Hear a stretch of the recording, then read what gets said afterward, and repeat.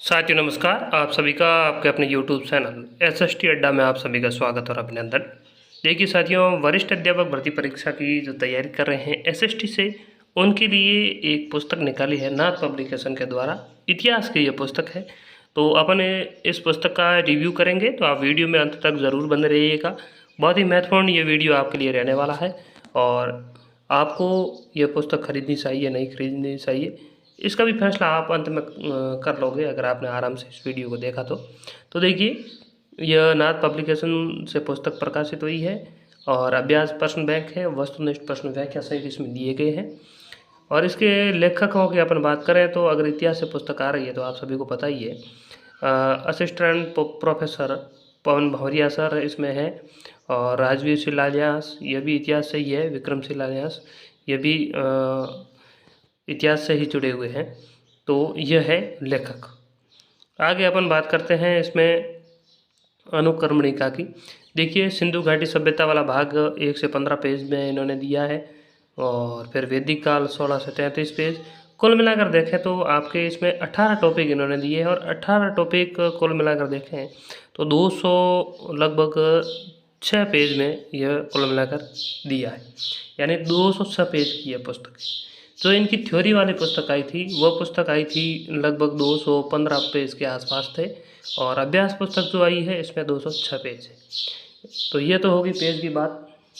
आगे अपन इसमें देखते हैं किस तरीके का कंटेंट है, वो मैं आपको दिखा देता हूँ। जैसे ये सिंधु घाटी सभ्यता वाला पोर्शन है, तो इसमें आप देखिए पहला प्रश्न जैसे आप देखोगे कि निम्नलिखित में से किस सैंधव स्थल से कब्रगाह नहीं मिली है, तो राखीगढ़ी, सुरकोटड़ा, हड़प्पा, मोहनजोदड़ा, तो यहाँ से नहीं मिली है।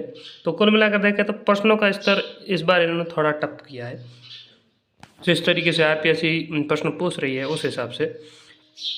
और बाकी देखें तो इसमें व्याख्या भी दी गई है। जैसे प्रश्न संख्या 5 आप देखिए कि सिंधु सभ्यता की लिपि के संबंध में असत्य कथन है, तो 4 नंबर असत्य हैं, 26 मूल से है इसमें।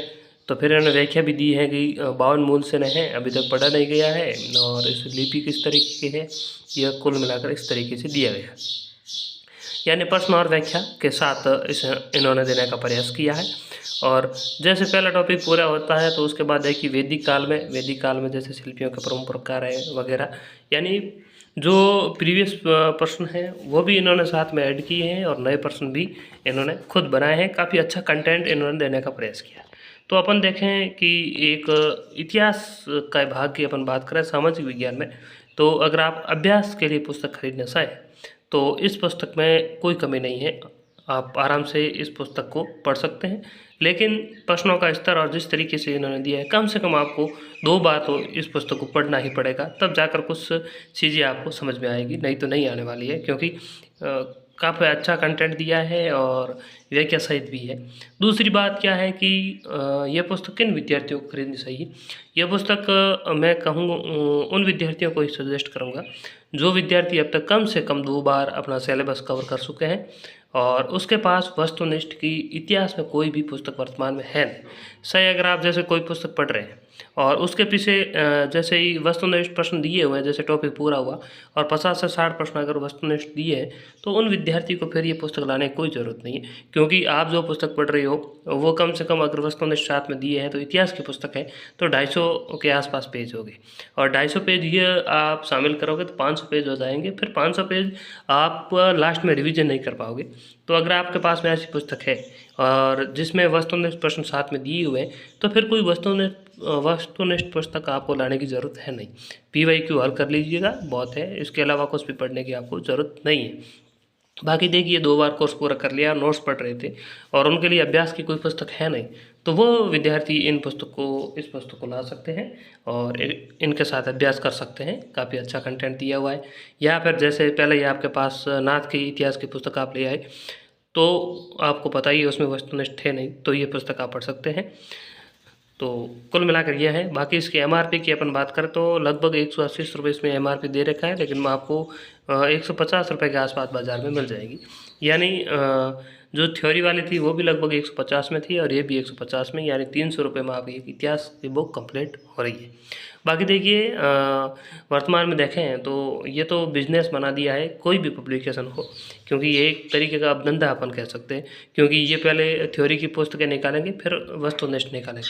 लगभग लगभग अब सभी पब्लिकेशन ने ये पैटर्न अपना लिया है, क्योंकि उन्हें पता है जैसे 150 में पहले थ्योरी वाली निकाली, 150 में फिर अपन वस्तुनिष्ठ निकालेंगे, यानी 300 रुपये में एक पुस्तक है और 8 पुस्तकें आप खरीदोगे तो लगभग 100-125 रुपये आपके लगेंगे। और पहले क्या होता था, वस्तुनिष्ठ साथ में आती थी तो विद्यार्थियों को फिर PYQ या MCQ पुस्तक पढ़ने की ज़रूरत नहीं पड़ती थी, क्योंकि वे साथ में आ जाती थी और लगभग वे पुस्तकें उसको 1000-1500 में मिल जाती थी। लेकिन वर्तमान का जो दौर है और जिस तरीके से है, तो फिर विद्यार्थी के लिए मजबूरी है, पुस्तक खरीदनी ही पड़ेगी अगर सिलेक्शन लेना है, तो फिर कोई जरिया है नहीं। तो कुल मिलाकर ये बात थी। बाकी पुस्तक में कंटेंट में कोई कमी नहीं है, लेकिन खरीदें वही जिसके पास कोई पुस्तक पहले से उपलब्ध नहीं है। मान लो कोई वस्तुनिष्ठ पुस्तक आपके पास में पड़ी है और फिर आप इसके पीछे भाग रहे हैं, तो फिर आप ये दोनों नहीं देख पाओगे। चाहे पिछले साल की कोई भी वस्तुनिष्ठ पुस्तक है तो भी आप पढ़ सकते हैं, क्योंकि इसमें नया कुछ ज़्यादा ऐड हुआ नहीं है। इतिहास में प्रथम और द्वितीय विश्व युद्ध हुआ है और उसमें ज़्यादा प्रश्न भी इन्होंने नहीं दिए हैं, 15-20 प्रश्न हैं और आराम से आप देख सकते हैं। अन्य पुस्तकों से भी ऐसा कुछ है नहीं। तो कुल मिलाकर यह है। बाकी नहीं है आपके पास कोई पुस्तक तो फिर खरीदनी है अभ्यास के लिए, लेकिन कम से कम आपका सिलेबस 2 बार कवर होना चाहिए, तब जाकर ये पुस्तकें काम की हैं। PYQ और MCQ पुस्तकें बाकी कोई काम की नहीं है।